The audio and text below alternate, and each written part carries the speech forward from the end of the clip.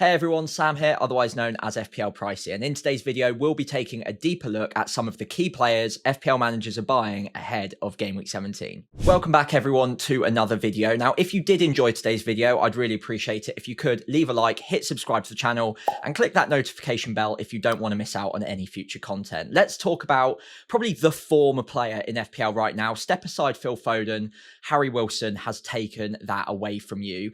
7 returns in his previous 4 game weeks, including 3 returns against Burnley in game week 16, giving him a 16-pointer, and any new buyers very, very happy with his performance in that match. I must say he's a player that I completely overlooked over the last few game weeks. I didn't think he'd continue this run of form to the extent that he has. But now, given that we've still got another couple of good fixtures to come for Fulham, people are starting to take notice. The ownership is rising. I think he's had just under 500,000 transfers in at time of recording. And the game week's not even over yet. We've still got a Monday night game for Man United Bournemouth. So he is taking off in ownership. That 10% is probably going to be closer to 15 or 20 by the time we get to the next deadline. And given the next 2 fixtures as well, Nottingham Forest and West Ham, I still think there is potential for more points coming for Harry Wilson. Now, to give a more balanced view, this is a hot streak. I don't think this is going to continue to the extent that we have come to expect from him for the last few game weeks, especially the 16-pointer in game week 16. Getting 1 goal, 2 assists in that match was dramatic overperformance. The XGI for that game was very good, but aside from that, across the season, he's running at about 1 attacking return per 3 game weeks. So 0.2 XG, 0.14 XA. It's good, especially for a player at this price, by the way, 5.5 million. But let's not expect him to be getting double-digit returns every other game week. He's picked up 10 attacking returns so far this season, which again is dramatic overperformance versus what the underlying data suggests. In fact, if you tallied up all of the numbers so far this season, you'd only expect him on average, or okay, I'll reword that. An average Premier League player would be expected to get 4 attacking returns from the data he's put up so far.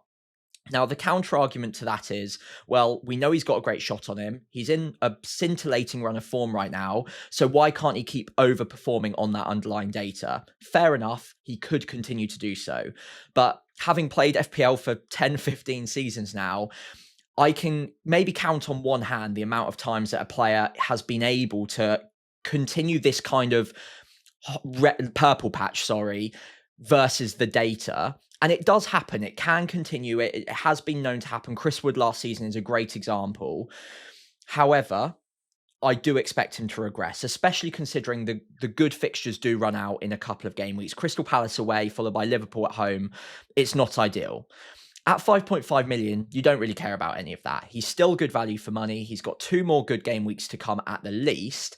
And even after that, if he gets the odd attacking return at 5.5 million, that's absolutely fine. But I wouldn't go expecting him to continue at this rate. But that's absolutely fine as well. You don't need him to for the price. All I would say is, more often than not, it does regress back to the mean. This is a player who is very good at shooting from range. He does have a belter in him, so it could continue. And I am tempted to buy him myself for the price. I'm not looking at shipping off a really high value player for him, but as a 5th midfielder at 5.5 million, he's probably got the most upside of any of them right now, more than Elliot Anderson. Dewsbury Hall looks like he might be injured. He's right up there. So a player that I'm very interested in, but I don't expect this kind of run of form to continue, especially considering he won't be able to play Burnley every week. So for me, it's about finding the next player who's about to go on a purple patch. But for the time being, he's got 2 more good fixtures. I see no reason why it can't continue for a little while longer. Okay, so next up, another form player that I think a lot of people are going to be tempted to try and squeeze into their forward line is Ekitike. Back-to-back braces in the Premier League for him now, and the minutes are starting to look a bit more encouraging. I think my constant hesitation with a player like this is that there is just such obvious competition there that you can never really guarantee the minutes. But if he keeps playing at this level, I think it's pretty hard for Slot to bring him out of the side. Isak, as we all know, it's been very well documented, has struggled to get up to pace in the Liverpool shirt so far. A stunted pre-season. He's not really got up to speed, a few injuries here and there. And Ekitike, whenever he's been given that chance through the centre, he's done very well. 7 goals, 1 assist so far, so 8 attacking returns in just 16 game weeks. That means you can probably expect an attacking return from him on average every other week, if all the fixtures were equally difficult. However, the next 4 fixtures do look pretty good. Spurs really struggling at the moment, followed by Wolves and Leeds, both at home. Those are plum fixtures that you'd expect attacking returns from. And then Fulham after that, that's not all that bad either. So the fixtures for Liverpool are undoubtedly there. The form for the player is undoubtedly there as well. It's just how high you place the minutes, or how high you estimate the minutes to be for Ekitike in this next run. And I've got to say, as much as I'd like to sort of drag him down a little bit in the sense that he's quite expensive, it's difficult for me to get there, he's going to be really tempting because I think the minutes are going to be pretty good. When you look around at the other players that can play in his position right now, it is him versus Isak, but Isak is struggling for fitness. And even if Isak and Ekitike both played together, well, Salah's off to AFCON now, so that's another position that's opened up. Gakpo looks like he's going to be out for a little while on the left-hand side, so they could ship one of them off to either wing, and outside of those 2 players, plus you've got maybe a Chiesa, you've got Jones possibly as well. Wirtz can play down the left-hand side. It's quite difficult to see a world in which Ekitike doesn't get pretty strong minutes in the next few weeks. And those 2 fixtures, 18 and 19, that's what you really want him for. Most people aren't going to be able to get there that easily. A lot of people have spent the 5 free transfers, or a few of them. And unless you're in a 3-4-3, there's not really an easy move to get there. If you've got the money to go from Thiago to Ekitike, I think that makes sense. Although Thiago's fixtures aren't that bad and the minutes are probably a bit more secure. Plus, he's definitely on penalties as well, which you can't say of Ekitike.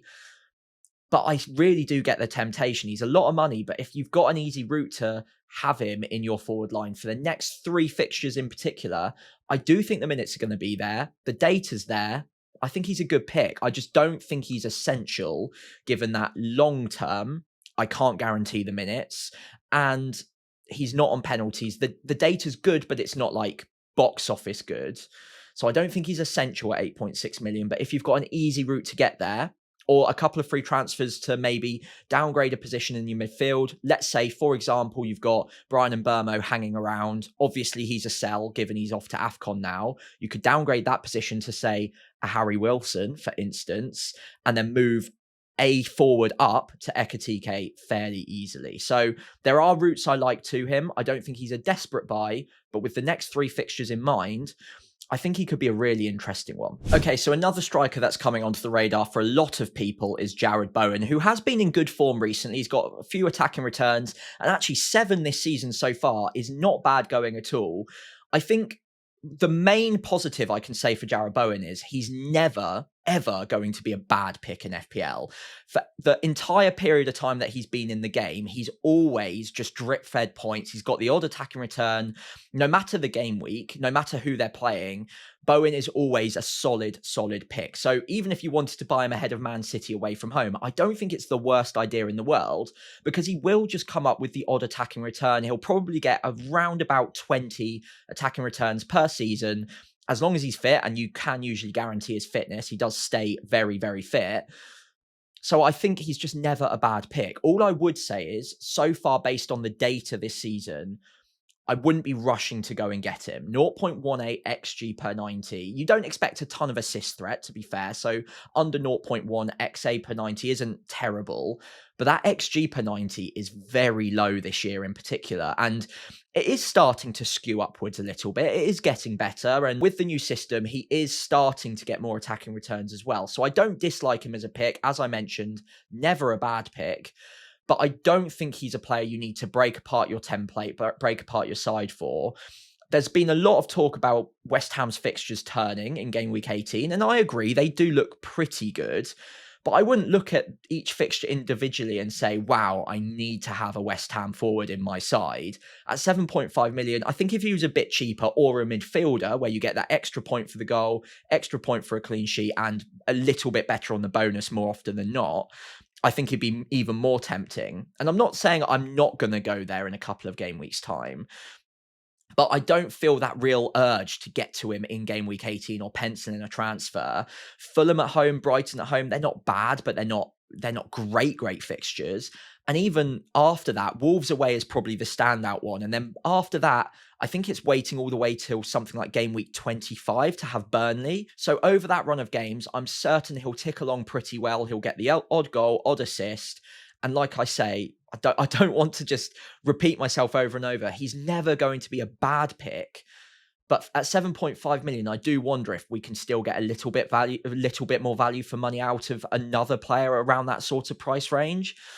I think by game week 20, he'll be more tempting. A lot of people will want him for that, but I don't think you need to run out and get him in straight away ahead of a good fixture run for game week 18, because whilst it's good, a lot of these matches are matches that the opponents will be targeting to try and beat West Ham, because at the moment, they're not a bad side by any means, but they're a team that people will try and take points off of. So they're going to be in a match every single week. There's not a single fixture on the calendar where you'd look at that and say West Ham should be winning 3 or 4-0. Maybe Wolves, maybe Burnley are more obvious wins. But because of that, I think there's never a week where I'm desperate for him. Is he a good pick? Yeah, and he'll tick along nicely, but I wouldn't be running out to rip apart my side for him. So this week, we're going to talk about a Man City midfielder not named Phil Foden, and that is Cherki. First of all, what an absolute baller this man is. He is absolutely a joy to watch. One of my favourite players in terms of aesthetically pleasing players to watch in the Premier League over the last few seasons. Every time he's on the ball, I just lean forward a little bit more. I'm excited. And to be fair, if we bring this back to FPL for a minute, that's exactly what you want. You want to feel a little bit of joy from your FPL picks. You want to feel excited, on the edge of your seat. And Cherki absolutely gives you that. However, he's got 8 attacking returns so far this season. So before I discredit him, and I'm sure you know where I'm going with this, before I give the negative side of it, he is picking up attacking returns. He's got 3 assists in his last 2 games. And 8 so far this season proves that he's not all aesthetics. It's not all just fancy tricks and flicks. He is getting the attacking returns. Okay, I will get to the however now. I just don't know about the minutes. I really wish the minutes were secure, and if they were, I'd be very tempted to go there. I do actually have a Man City triple up, so I couldn't get there very easily. But at 6.5 million, it would be very, very tempting. The fixtures are also very good for a little while now.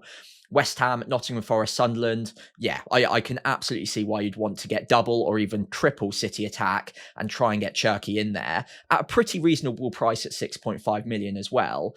Last 2 matches, he's played 81 followed by 90 minutes. The 90 minutes, I think, in part was because Doku was out, and they've also got a few other players coming back into the fold pretty soon as well. Before that, though, I think he picked up 8 minutes and 15 minutes in the previous 2 matches, and you can run it back all the way through. You can go on the FPL app and you can look at his minutes through the season. It is very sporadic how many times he's starting or getting brought off early, or maybe just on the bench and not getting a real look in, maybe 10, 20 minutes at the end. It is very inconsistent. When he's on the pitch, he's a joy to watch. He's got great underlying data, but it is per 90 data. And ideally, to get that kind of benefit out of him, you want the 90. You don't want 60 minutes a match. You don't want the odd substitute appearance. And whilst he's just picked up 90 minutes in game week 16, I'm not sure, or I'm not confident how often in the future we're going to be able to guarantee that moving forwards. Very exciting player. If he keeps picking up 90 minutes or 80 minutes plus per week, I will be very tempted. But City, I said it with Doku a few weeks ago, have got so much attacking talent out there that they're always going to be able to rotate if they want to. And it's only ever going to take 1 or 2 poor performances from him, or maybe he just does something that grinds Pep up the wrong way. He doesn't quite like a specific flick or trick, or maybe doesn't track back enough. Who knows? It could be anything, but Pep could very easily mix things up yet again. And as much as I'd love to recommend him, because I love him as a player, I love watching him, he's an absolute joy. From an FPL point of view, going into this very busy fixture run during Christmas, where you need players that you can not even look at the team sheet and almost guarantee they're going to start and guarantee they're going to get 70, 80 minutes a match at least, I'm not sure I'm quite there on Cherki being that guy yet. If it continues, I would love to recommend him. Not quite yet, though. Okay, so moving from one end of the spectrum with a very high upside but questionable minutes player like Cherki to the other end of the spectrum with completely nailed 90-minute man Morgan Rogers, but the data just isn't quite there at the moment. 0.1 XG per 90, 0.1 XA per 90. However, he has massively overperformed that so far this season with 8 attacking returns, a bit like Cherki, same amount of attacking returns. But with Rodgers, what makes him interesting is it is leaning much more towards the goal threat than the assist threat. Now, we have to talk about the elephant in the room in that the data just really is not there at the moment. 0.2 XGI per 90 is pretty horrendous for the price. And it's actually a little bit behind even players like Elliot Anderson, who, let's face it, we're not really buying for attacking threat at the moment. I mean, right now, we're not even getting defcons from him, but the attacking threat is actually just as good, if not slightly better than Rodgers, at about $1.5 million less. So I really shouldn't be recommending Rodgers. And I guess I'm kind of not recommending him as a purchase this week, considering it is Man United, Chelsea, Arsenal in the next 3. I think you can probably just sit and wait on him for a few more weeks. But one thing to remember with Rodgers is the minutes are absolutely locked in. He will play 85 to 90 minutes every single week through this really busy Christmas run. Even if he has to play 2 or 3 times a week, I would almost guarantee that he's going to be able to, barring an injury.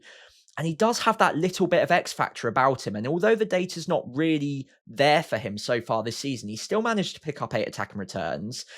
And I mentioned earlier on in the season with Wilson that most players who overperform their data do tend to regress. Rodgers, we saw this last season and it continued and continued and continued. And I do just wonder if every once in a while you get a player that is just capable of doing this for an extended run. I just have a bit of a weird gut feeling that Rodgers might be one of those players with a bit of an X factor. He's got that sort of star quality that I can't really put my finger on. And I guess it doesn't really make much sense to be recommending him based on the data or the fixtures, and probably not for this week. But by the time we get to maybe after the Arsenal game, game week 20, and again, that's through the Christmas period, the busy fixture run, I think I'm going to be really tempted to go there, even if the data hasn't improved, because over the last season and a half, what I've seen on the pitch from Morgan Rogers is a player that is capable of banging in one from long range, of picking up the odd assist where you wouldn't expect him to. And it's kind of going against all of my gut instincts or all of my own usual strategies of playing FPL, but I'm going to be really tempted to go there in a few weeks. Maybe not quite yet, but I think he's going to continue to kind of tick along nicely, and game week 20 onwards, I'm going to be very tempted to go there. So to speak about players who have a bit of a knack of scoring points where you might not expect them to, Chalobah is the defender I wanted to talk about today. And honestly, it's a bit thin on the ground for defenders at the moment that you'd be recommending to buy this week in particular. There are some great ones out there, but not too many that I'd be rushing to this week necessarily. Maybe Everton defenders from next game week. Arguably, even Chalobah is a better buy next week than he is this week. And a lot of the defenders that we have already in our teams, whether that's Crystal Palace, whether that's Van Dijk at Liverpool, Arsenal players against Everton, maybe even Anderson against Nottingham Forest at home, not many of them are great players to be selling this week. So probably not a player I'd be rushing to buy this week, considering it's Newcastle away from home. But Chalobah does just have this knack of scoring points every single week. Even last season, even though the minutes weren't there all year long, when he was playing, he had a very high average of points per start. And it's continued this season. I think at time of recording, and this is before the game week's over, but I think he's now the top point scoring defender in the game this year. And it could have been even more when you think about it, because he did pick up that red card earlier on in the season, missed a game week because of it, and obviously you get minus points for the red card as well. So removing that one incident, he could be stand out far and away the highest point scoring defender, and he's nearing 100 points already after just 16 game weeks.